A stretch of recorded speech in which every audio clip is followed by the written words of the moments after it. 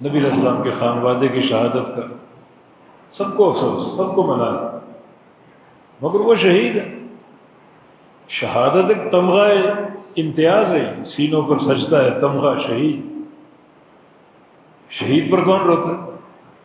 وہ بھی مستقل ہر سال رونا، جب نام آ جائے رونا شروع کر دو، تو مصنوعی کیوں نہ ہو، کون روتا ہے؟ نوحہ خانے کی کیا گنجائش ہے، کیا جواز ہے؟ جو باتیں ہم نے عرض کی محرم کے تعلق سے وہی شریعت سے ملتی ہے، بس اور کچھ نہیں۔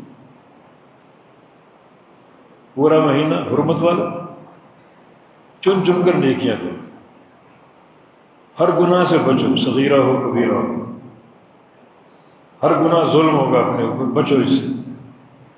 عام دنوں میں گناہ کرنے کا وبال اور ہے، حرمت کے مہینے میں گناہ کرنے کا وبال اور، بچو اس سے۔ 10 کا روزہ رکھو، 9 کا بھی رکھو۔ 10 کا اس لیے کہ موسیٰ علیہ السلام کی آزادی کا دن، موسیٰ اللہ کے نبی خود ہمارا بھائی ہے، ہمیں زیادہ حق ہے۔ یہودی ان کا کیا حق ہے جو مشرک قوم، موسیٰ موحد تھے، ہم بھی موحد، ہمارا تعلق توحید کا۔ تعلق کی اساس قومیت نہیں ہوتی، تعلق کی اساس عقیدہ توحید۔ یہ مشرک ہیں، ہم موحد ہیں، موسیٰ موحد تھے، اس تعلق کی بنیاد پر ہمارا زیادہ حق ہے۔ روزہ رکھیں، 1 سال کے گناہوں کو کفارہ، 9 کا بھی رکھیں، کیا ہوگا؟ یہودیوں کی مخالفت کا اجر۔ جتنی شدت سے نفرت کرو گے اتنا شدت سے آپ کو اس کا اجر اور ثواب حاصل ہوگا۔ تو یہی سب کچھ شریعت سے ثابت ہے۔ باقی اس مہینے بڑی خرافات ہوتی ہیں۔ شیخ الاسلام فرماتے ہیں جو ہی مہینہ شروع ہوتا ہے، سال 9 کا آغاز ہوتا ہے، شیطان 2 قوموں کو پھنسانے میں اور گمراہ کرنے میں کامیاب ہو جاتا ہے۔ گمراہ تو پہلے سے ہی، اس مہینے کی آمد سے ان کی بدعات کا اظہار، خرافات کا اظہار شیطان اپنے جھانسے میں لے لیتے۔ ایک ہے قوم روافض، جو واقعہ کربلا کے نام سے روتی ہے، پیٹتی ہے، صحابہ پر تبرہ کرتی ہے، قاتلہم اللہ، پوری طرح شیطان کے پھسلانے میں گرفتار ہے، غم حسین کے نام سے۔ غم ہر دل میں، مگر غم کا اظہار ماتم، سینہ کو بھی۔ من لیس منا من شق الجیوب وضرب الخدود ودعا بدعوی جاہلیہ، جو بندہ صدمے میں اپنے دامن کو چاک کرے اور اپنے سینے کو پیٹے، جاہلیت کی پکاریں پکارے، وہ ہم میں سے ہے ہی نہیں، نہ ہماری امت میں ہے، نہ ہمارے دین میں، امت سے بھی خارج، دین سے بھی خارج۔ کتنا بڑا گناہ!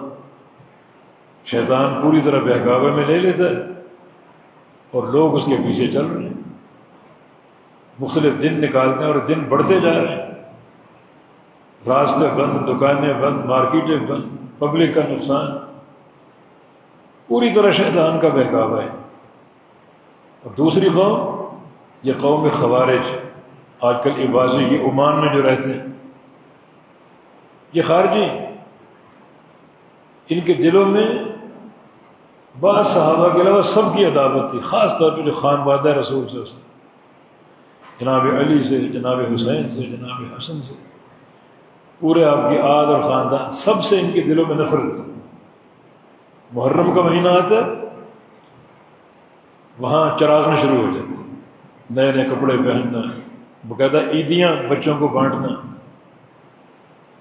خوشی کا اظہار، یہ پوری طرح شیطان کے جھانسے میں، ضرورت سے بڑھ کر رونے والے اور ایک امر معتاد سے بڑھ کر خوش ہونے والے۔ جو آپ کی ایک عام روٹین چلتی ہے، عام کھانا پینا، اوڑھنا بچھونا، جانا، کام کاج کرنا، وہی کام کریں۔ نہ روٹین سے بڑھ کر غم کا اظہار کریں، نہ روٹین سے بڑھ کر خوشی کا اظہار کریں۔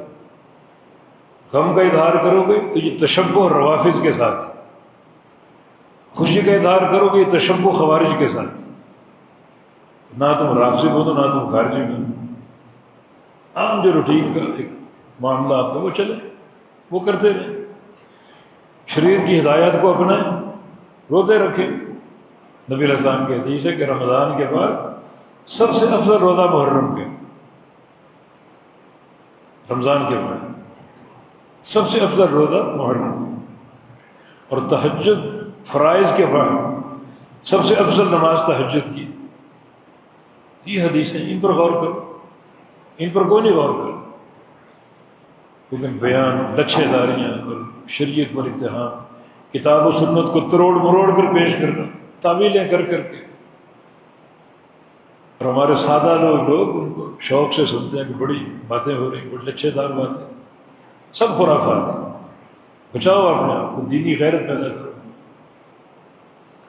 تو اللہ تعالیٰ توفیق دے کہ ہم اس مہینے کا شرعی ہدایات کے مطابق حق ادا کریں۔